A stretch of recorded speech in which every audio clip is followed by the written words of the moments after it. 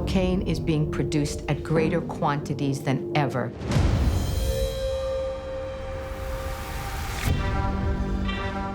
Invisibles are the future of the cocaine trade. They don't want a gold-plated Uzi. They don't want to touch a kilo of cocaine. They've realized their best protection is just not being on anyone's radar at all.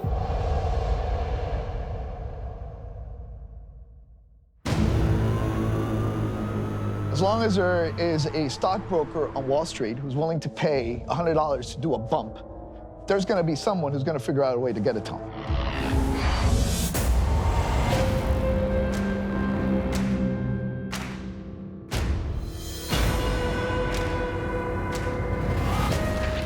El narcotráfico tiene demasiados recursos y demasiados medios. Ellos van evolucionando con los años.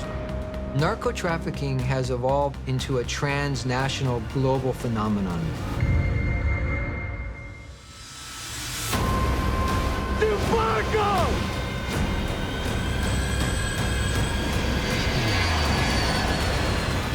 Si todo hubiera salido bien, hubiésemos ganado 240 millones de euros. They felt untouchable.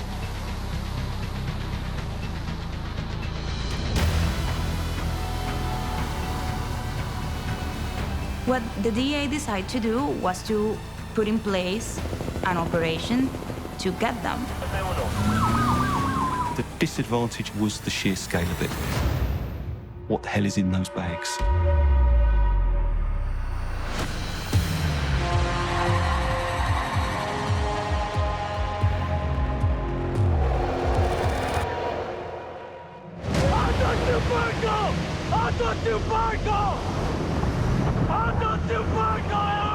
The cocaine industry is constantly evolving. That's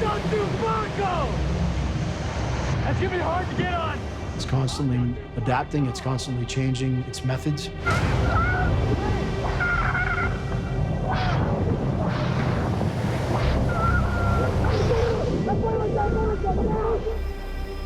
$90% de la droga que se produce en el país sale por el mar.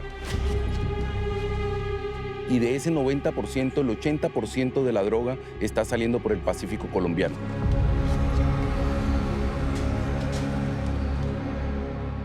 It leaves the Pacific coast of Colombia and into Central America, and it makes its way into the United States.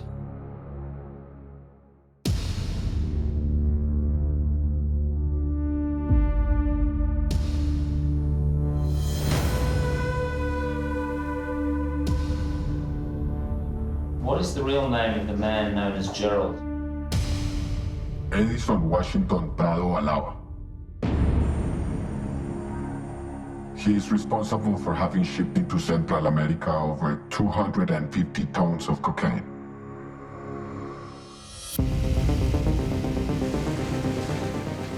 Gerald started by driving semi-submersible speedboats, which would be used to transport cocaine from Colombia to Central America for the Rastrojos.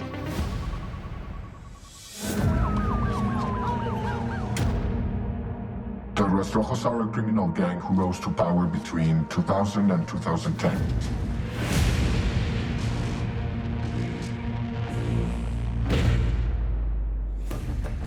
At their peak, all over the south of the country, this was the organization that monopolized all drug trafficking in southern Colombia. In its time, it came to be Colombia's biggest criminal organization.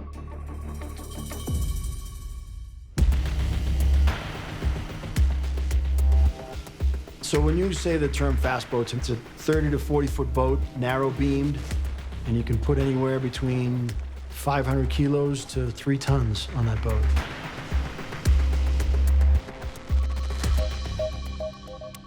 Speedboats loaded with cocaine would follow the coast, from Tumaco to Chocó and from there to Panama. Panama was the meeting point for the various drug trafficking organizations.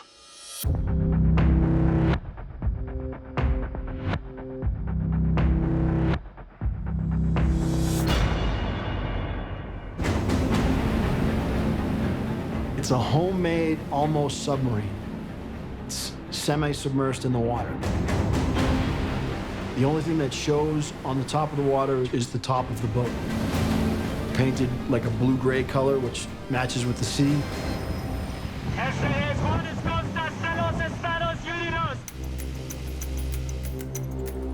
They're handmade, typically in the jungles along the rivers. They fill them up with cocaine, as much as 8 tons. It's very, very difficult for us to stop them.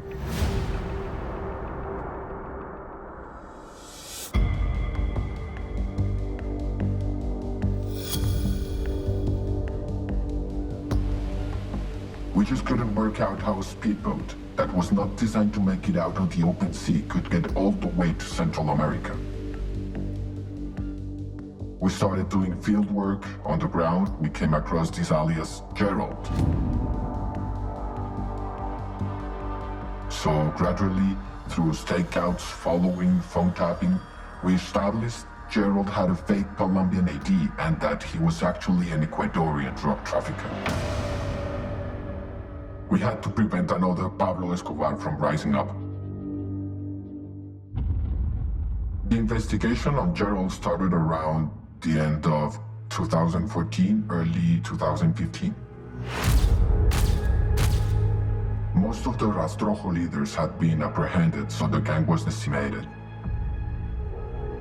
The drug trade monopoly had been broken down into smaller cells, what we called invisible narcos. Gerald's was the cell that was shifting most cocaine into Central America. The first thing was to figure out Gerald's modus operandi. What we did was try to infiltrate by selling them speedboat engines. These had a satellite tracker installed.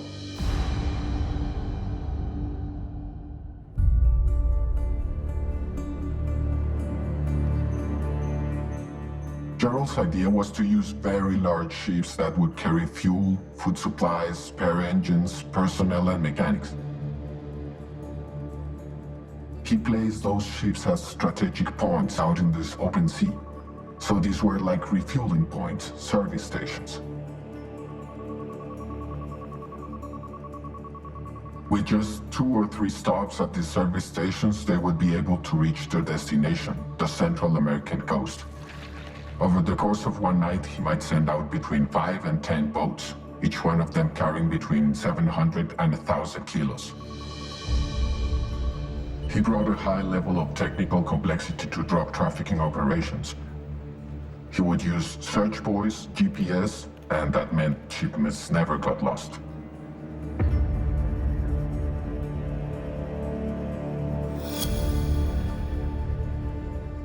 Gerald era un típico narcotraficante de la nueva generación, donde entienden que tienen que tratar de mantener un bajo perfil, pero cuyas tentaciones con el dinero no pueden controlar. His operation center was in Cali.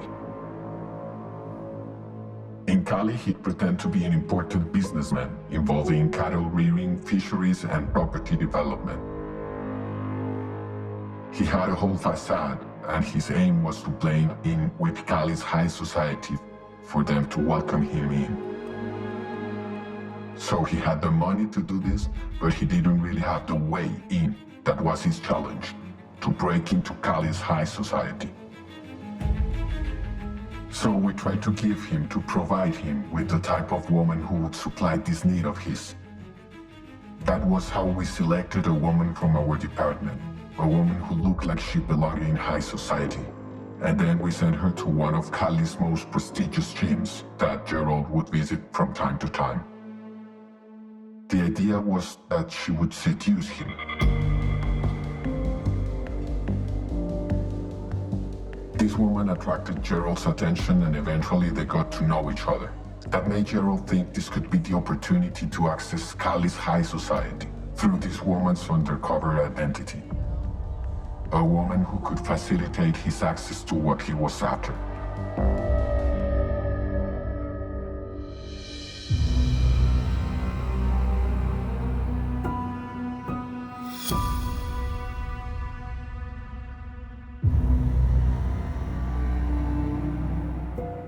Gerald had been dating her and she asked him to come over. He told her he would and gave her a likely date. The extradition order could only be issued just a few hours before Gerald arrived in Colombia. If he managed to find out that there was an extradition order in the works, he would not return. He'd never come back to Colombia.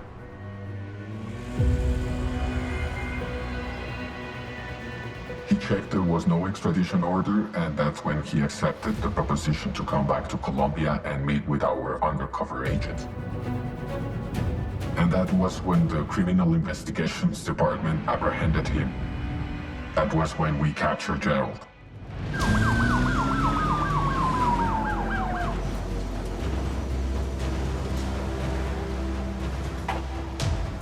It was 100% successful. We arrested Gerald, his second-in-command, 3 other drug traffickers who were the leaders of his networks.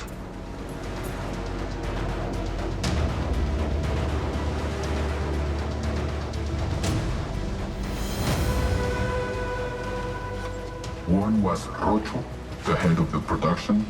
We captured Tiago, who was in charge of sea routes. We also captured Zorro, who was the networking guy. So we captured Gerald, and from then his whole family. The whole thing crumbled for him.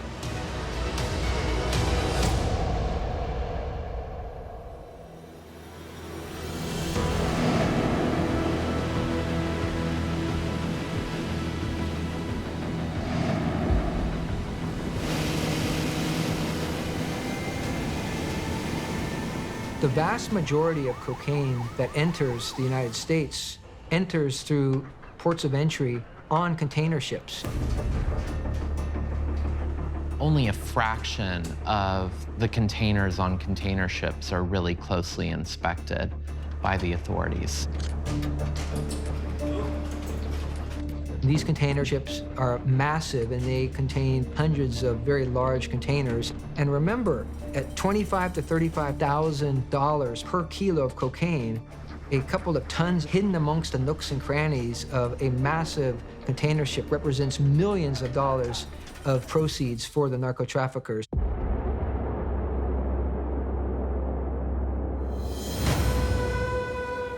The market now is truly global in nature.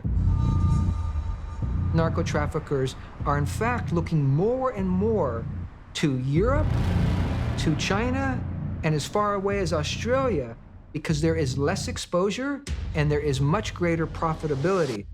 So, for instance, a kilo of cocaine produced in Colombia may be worth $25,000 when it hits the United States. That same kilo of high-grade cocaine, if it makes it to Europe, is worth from $35,000 to $40,000 US dollars.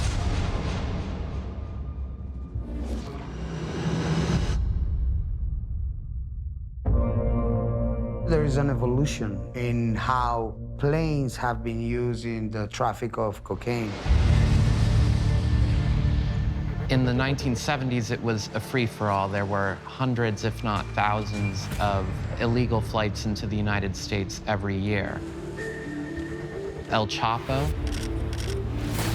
he had probably the biggest fleet of them all. He had hundreds of planes, maybe up to 600, mostly small, junky twin props.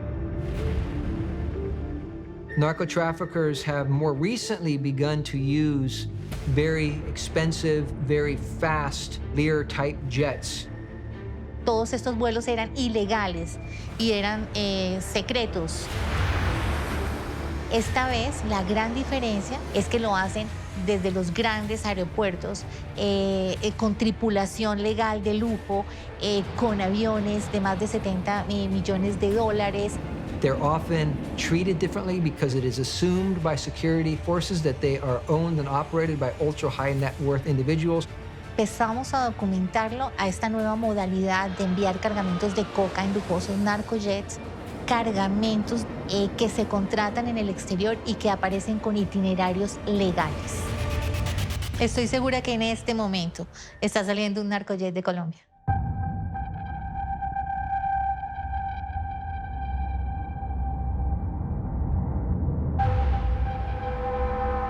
El invisible es uno de los patrones de San Andresito, es uno de los grandes empresarios y además estaba muy vinculado a esa oficina de sicarios. Es absolutamente invisible.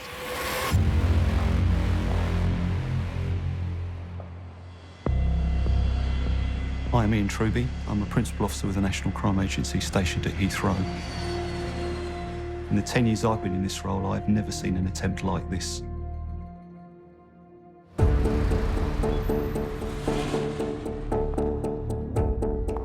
A person using the name Claire Harris made an approach to a broker.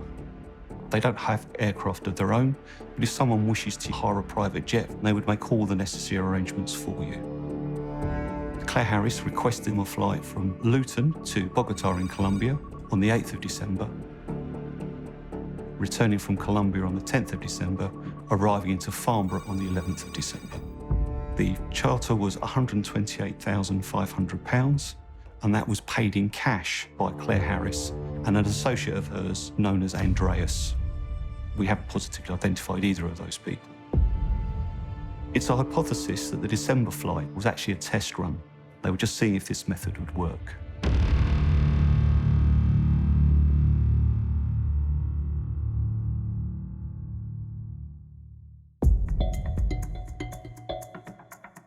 On the January flight to Bogota, we had Alessandro Aember, the Italian national, Martin Neal, the UK national, and additionally, Victor Franco Lorenzo, the Spanish national, and Jose Miguel Botas, an additional Spanish national. De lado y lado hay gente a las que les dieron unos roles para que desempeñaran. Claire Harris explained that the passengers were major players in cryptocurrency and involved in the music industry and were going to meet Bruno Mars while they were in Colombia. It was very brazen. They were using a private jet and they were using Rolls Royces and Mercedes limousines. If they turned up in a 20-year-old car, there might have been some questions asked. They stayed at the Chelsea Harbour Hotel. They had a drink. They put the bags that were eventually taken onto the flight into the locker room in the hotel, and they were seen to change the combination on some of the bags whilst they were in that luggage room. They were picked up in Mercedes limousines and they were transferred to Luton. The 12 suitcases that were booked onto the flight were subject to a security X-ray. Those 12 bags weighed 350 kilos, and we believe that they did contain paper, but we cannot say for sure that it was cash. And they flew from Luton on a privately chartered jet and went directly to Bogota.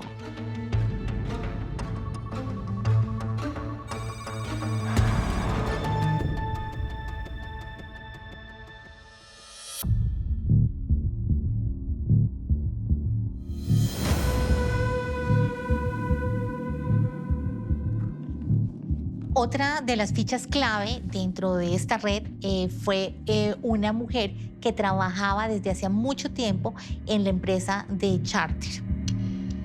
We were allowed access to the charter company's CCTV system, which proved very, very beneficial. It identified all of the vehicles. They used 2 armoured vehicles to collect the passengers. Y se pudo localizar a su dueña, con la que yo hablé antes que la policía. Y ella dio un dato clave. Pudieron reconstruir a través del GPS toda la trayectoria de las camionetas, donde se hospedaron los falsos ejecutivos que venían de Europa. The bags which were on board the aircraft were taken away by one of the drivers of the armoured vehicles. Those bags did not accompany the passengers to the hotel.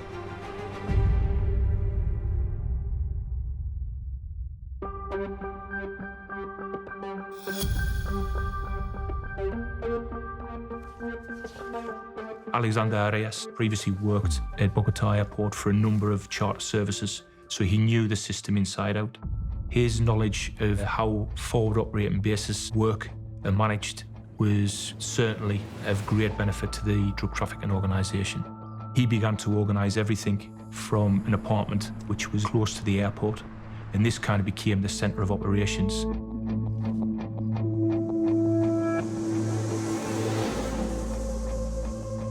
Esta empleada es de nombre Luzdari Espitia y era la que se encargaba de la logística de los vuelos charter internacional. Entonces, si bien era una empleada de nivel medio, tenía mucho poder. Ella fue súper clave dentro de la investigación, ella y su celular. And she was regularly in contact with Alexander Arias. The following day, the vehicles were then driven to a warehouse in the Fontibon district of Bogota, again, fairly close to the airport. The vehicles were then left for, I think it was about 21 hours, until they were needed again to collect the passengers. They were due to return to the UK 2 days after they landed in Bogota.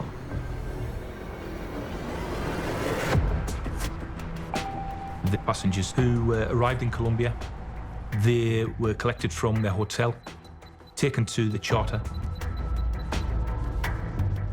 and boarded the aircraft. The armoured vehicles that were used were allowed to enter into an area which normally they would not be allowed to enter. This was facilitated by Luzdari.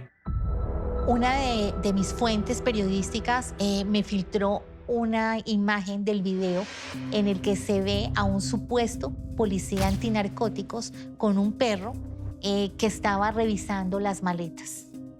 They'd gone so far as to put a fake cop and a fake sniffer dog near the aircraft at the time of its departure. Se logró establecer que este falso policía, en compañía de un policía activo, fueron y compraron todo el uniforme que se requería para fingir ser un policía antinarcóticos.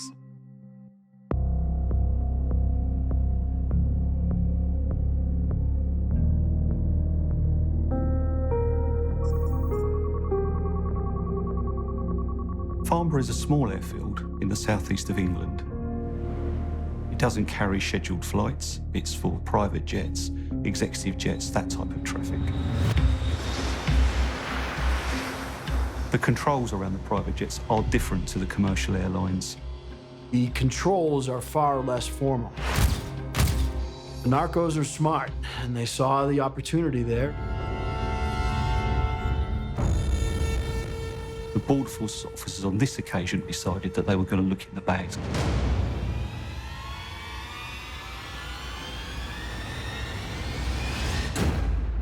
All he found in that suitcase were blocks of cocaine. The bags literally slide out of the suitcase onto the floor. One of those packages was selected. It's spiked with a knife, a small sample is taken, and that gave an indication straight away for a high-purity cocaine. Obviously, we get cocaine in suitcases very regularly, but never at this amount, 513 kilos. Very, very rarely by this method. That has a street value of £41 million. They've researched the security protocols, and they were quite happy that they could manage the situation in Colombia to load the cocaine, and then similarly in the UK, they could manage the risk in not being stopped and checked in Farnborough.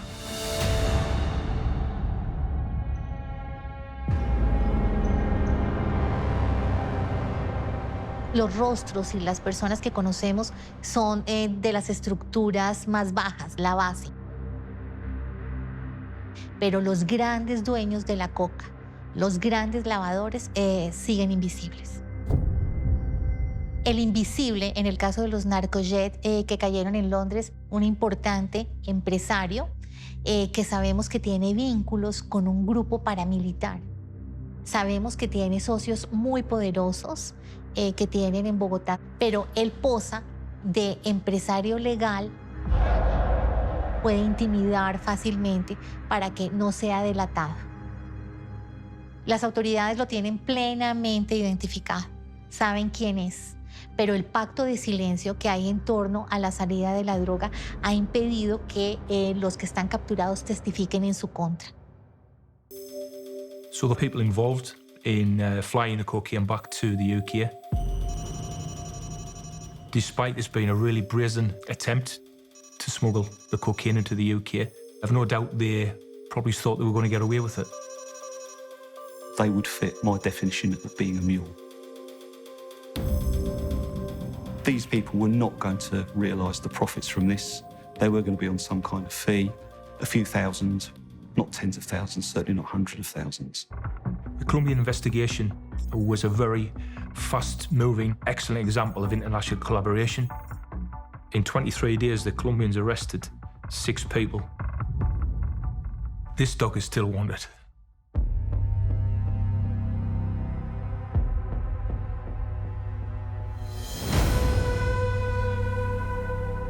The cocaine trade is like water. It follows the path of least resistance.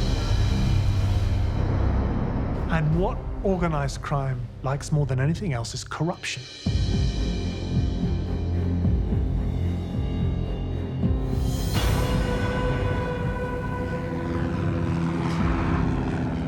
Nowadays, they're shipping cocaine from Colombia across the border into Venezuela, where there are hundreds of illicit airfields. Because there is no control over Venezuelan airspace, planes can leave Venezuelan airspace utterly unmolested. They have these incredible maps that just show just line after line, almost all of them coming from Venezuela and then branching off into Central America. It looks like there's about 1 successful flight per day. Over a year, probably 240 tons of cocaine. That number has increased in recent times in Venezuela, where the government appears to be so corrupt, law and order is breaking down. Efrain Campo Flores is a nephew of the presidential couple in Venezuela, Celia Flores and Nicolas Maduro. He was raised by the First Lady, Celia Flores. Frankie is Efrain's cousin. He's the nephew of the First Lady as well. At the beginning, they were a low-income family, but Celia Flores was the lawyer of Hugo Chavez when he became the president of Venezuela. She is now known for being the First Lady, but before she was the president of the parliament, she had very important charges in the Venezuelan administration. There is a kind of a joke with the Celia Flores family. Flores in Spanish is flowers, so they had their garden of the flowers, so because they were spread all over the system. I think the Flores nephews felt, I'm a Flores, you cannot mess with me because my mom is the First Lady, so they felt untouchable.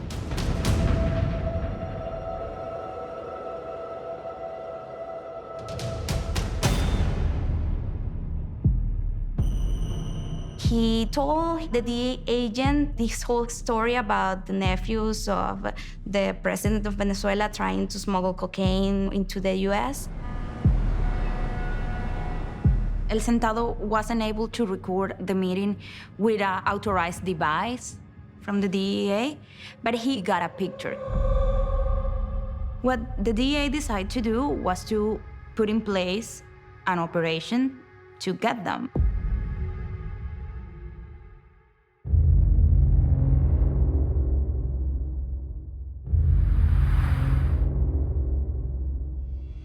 The plan was to send what is known as a white plane or a clean plane authorized by the authorities of Venezuela with 800 kilograms of cocaine to the Roatan Island in Honduras. One of the guarantees that the Flores nephews had was the complete access to the main airport of Venezuela. And they were planning to send this shipment from the presidential ramp. That was like their guarantee in front of these drug traffickers.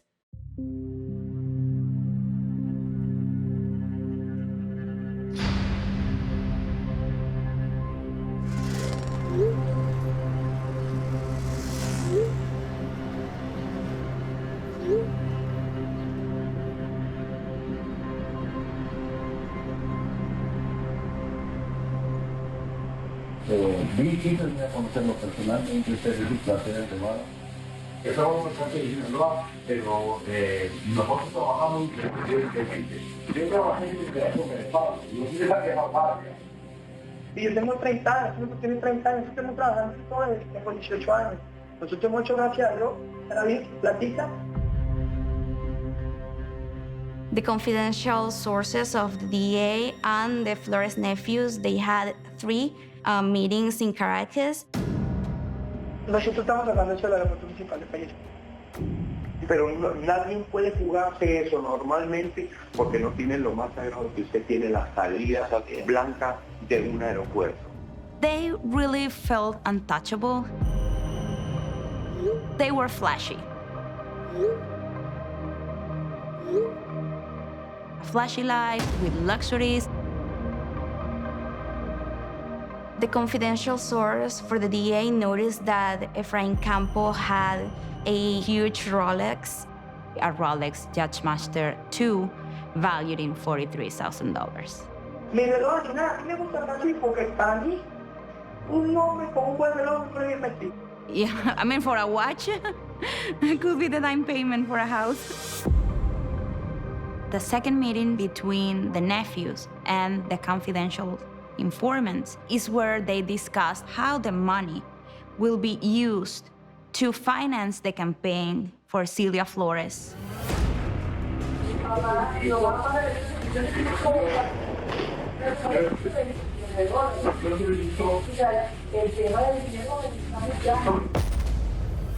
To regain the seat in the parliament, the National Assembly.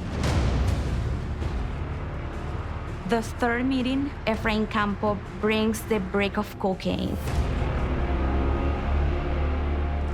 And the purpose of that was to assess the quality of the material. Tiene muy bonito color. Y con esto la gente se entiende que es pura aceite. The confidential source stated that the cocaine was between 95 and 97% pure, and the Flores nephews were sort of proud of the quality of the product.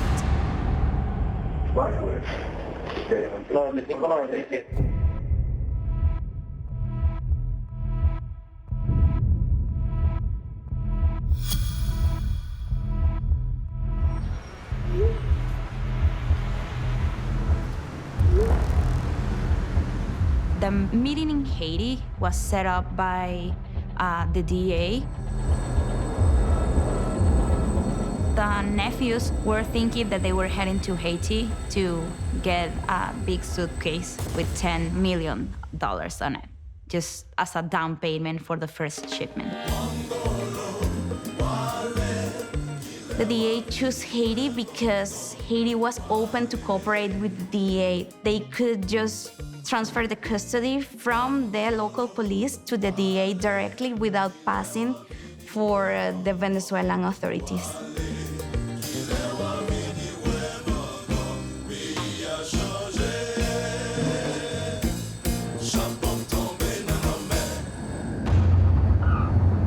The nephews arrived to Haiti about 10 a.m. in the morning.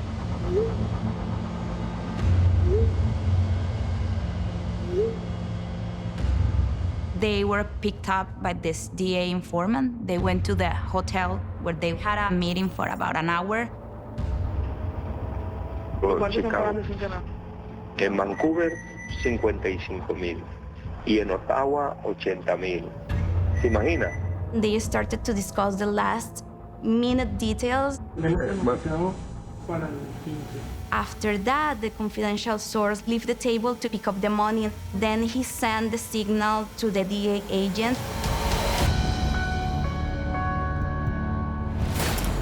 And 4 minutes later, they were detained on the restaurant of the Servotel Hotel. Once they were arrested, and after the DA gained custody, they landed in New York that night, and by midnight, they were already in the Metropolitan Correctional Center in Manhattan.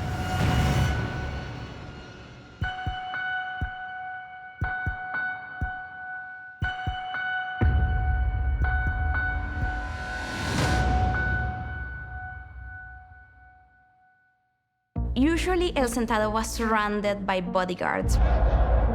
But the day of his murder, he was left alone. The connection between the murder of El Sentado and the Flores nephews case hasn't been denied or confirmed. They were sentenced to be 18 years in prison without the possibility of parole.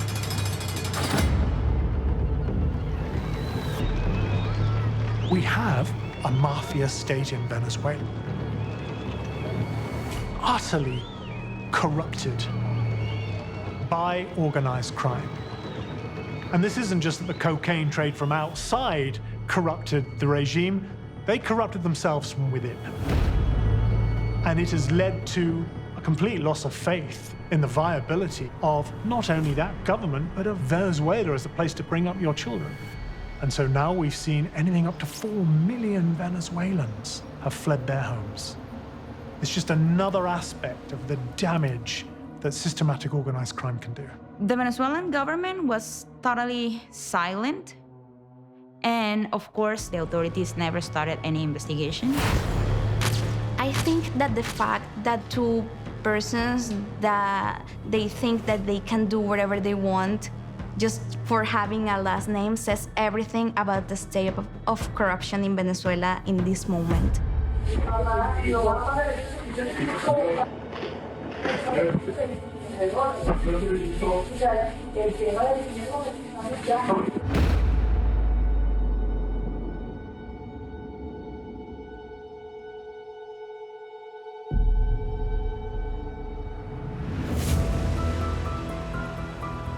You only need to be invisible if someone's coming for you. In Venezuela today, you don't need to be invisible.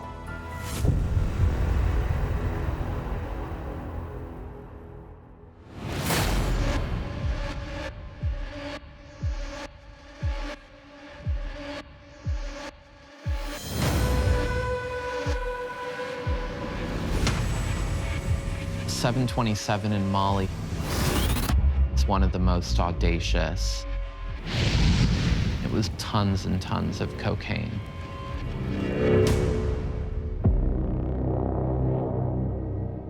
Lucho was a genius.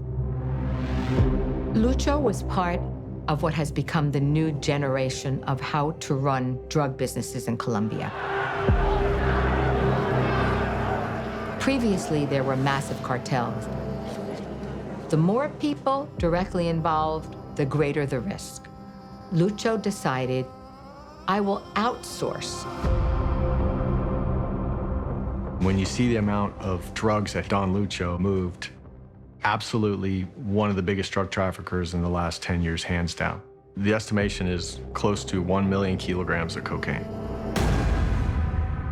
So one of the things that a good business person, which Lucho certainly was, would do is diversify.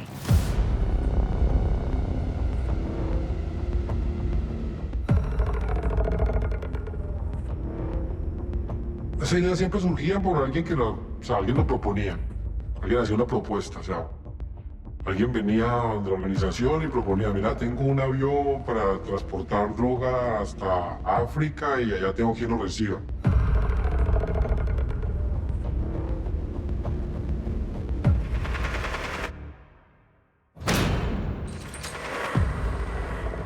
Pues a partir de ahí se comenzaba a hacer todo el análisis de qué era, dónde estaba el avión, qué capacidad tenía el avión, se revisaba todo. El plan era recibirlo en Mali, descargábamos la droga y la despachábamos vía terrestre para España.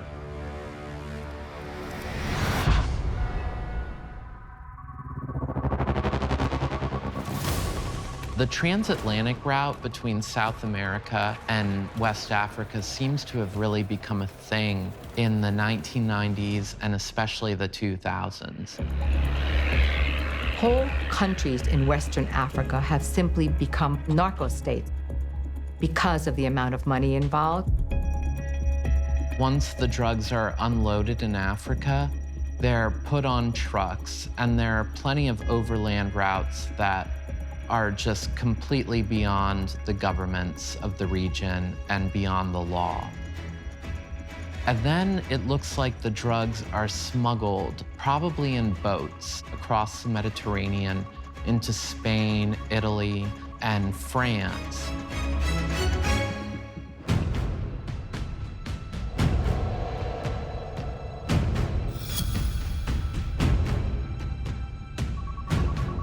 Atravesó desde Mali, entonces era fácil atravesarlo desde Mali a Brasil y de Brasil subirlo a Venezuela. Esa era la idea, subirlo a Venezuela y después que se atravesara nuevamente regreso a Mali.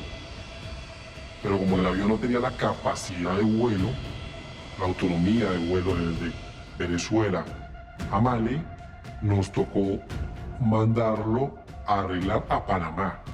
En Panamá lo tuvimos en los hangares, eso es lo de la DEA, que lo tuvimos en los hangares enseguida de la DEA arreglándolo.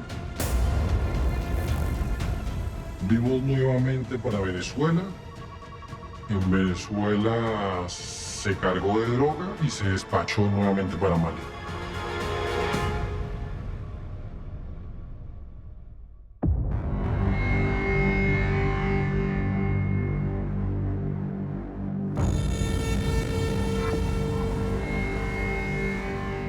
Cuando lo aterrizamos en el desierto, se sacó la mercancía, se quemó el avión.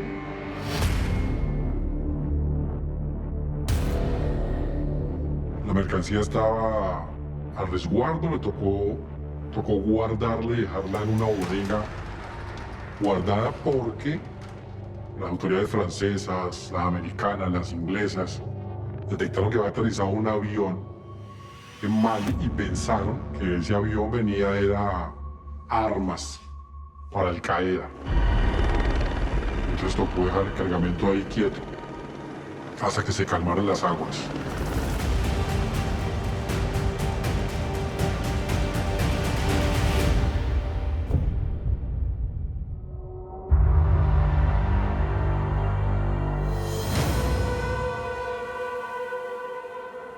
O sea que el cargamento de Mali al final terminó perdido. So what happened to it? No supimos. Y no alcanzamos a ver qué pasó porque nos detuvieron para esa época precisa.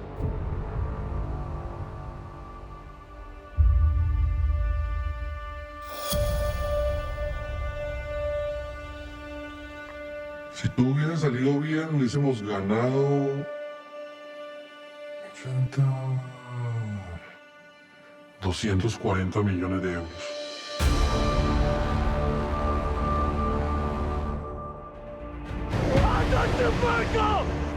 The worst phrase that was ever attached to drug trafficking was the war on drugs. Can we win this war? No. Because the war denotes a beginning, an end, a victor, and defeat. It's not something that's ever going to end. It's crime. You fight it constantly from the time you wake up to the time you go to bed.